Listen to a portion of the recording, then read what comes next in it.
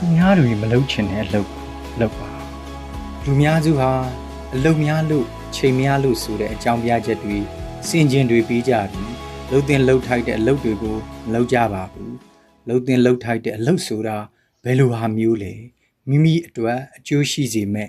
မိမိဘဝကိုတိုးတက်စေမဲ့အလုပ်တွေပါ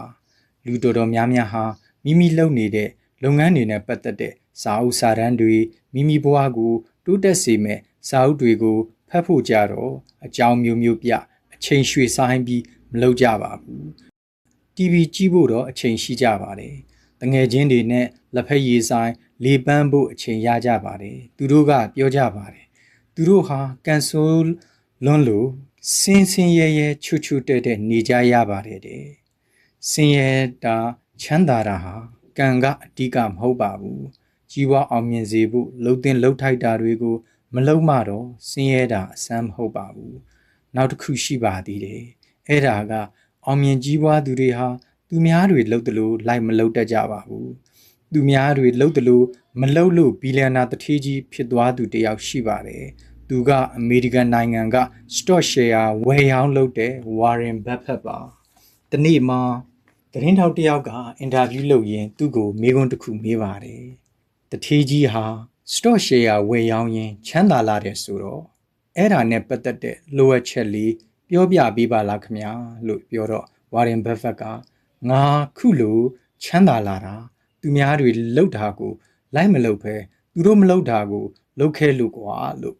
ပြန်ပြောပါတယ်သတင်းတောက်ကအဲ့ဒါကိုရှင်းပြပေးပါလားခင်ဗျာလို့ဆိုတော့ Warren Buffett က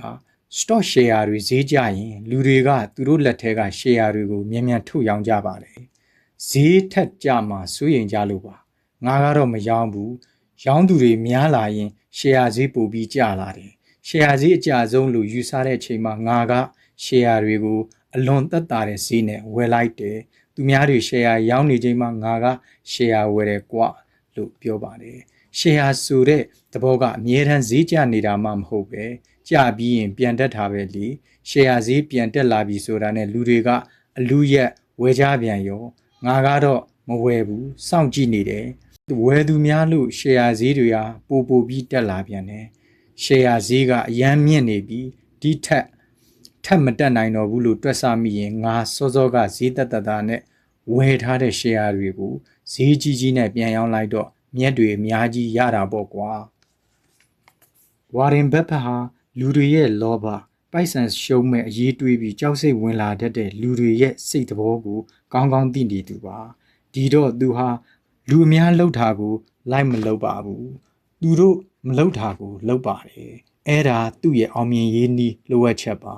အဲ့ဒီလိုလူအများမလှုပ်တာကိုလှုပ်တဲ့သူဆိုတာလူနှဲငယ်ပဲရှိတာမို့လို့လဲကဘာပေါ်မှာအောင်မြင်ကြီးပွားနေသူအနှဲငယ်ပဲရှိနေကြတာပါ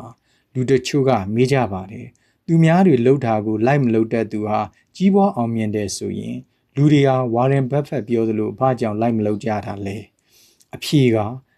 လူများစုဟာတက်တောင့်တက်တာနေရတဲ့အခြေအနေ comfort zone ကနေမထွက်နိုင်ကြလို့ပါ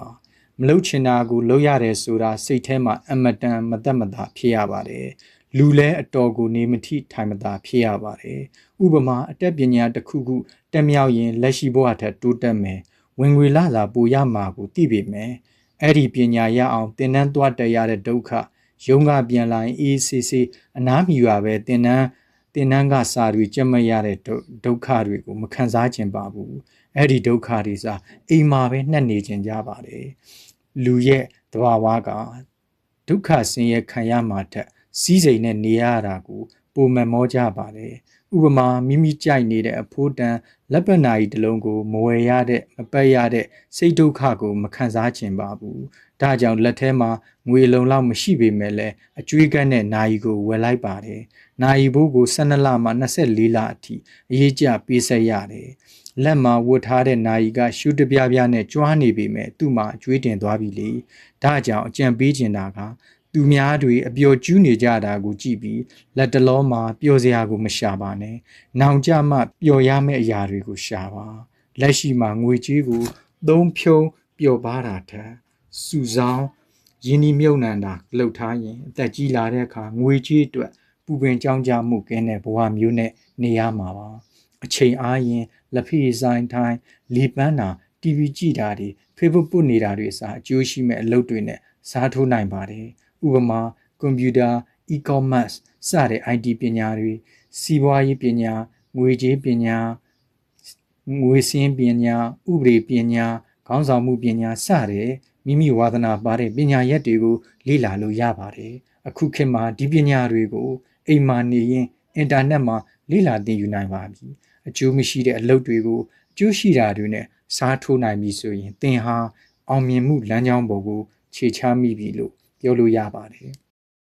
မာဇူကာဘတ်ဟာ Facebook ကိုတီထွင်ဖို့တနေ့ကို9နာရီကနေ10နာရီထိအလုပ်လုပ်တယ်သင်ရောသူ့လိုလုံးနိုင်ပါမလားနာမည်ကျော်ဘတ်စကတ်ဘောသမားမိုက်ကယ်ဂျော်ဒန်ဟာကွင်းထဲမှာတယောက်တည်း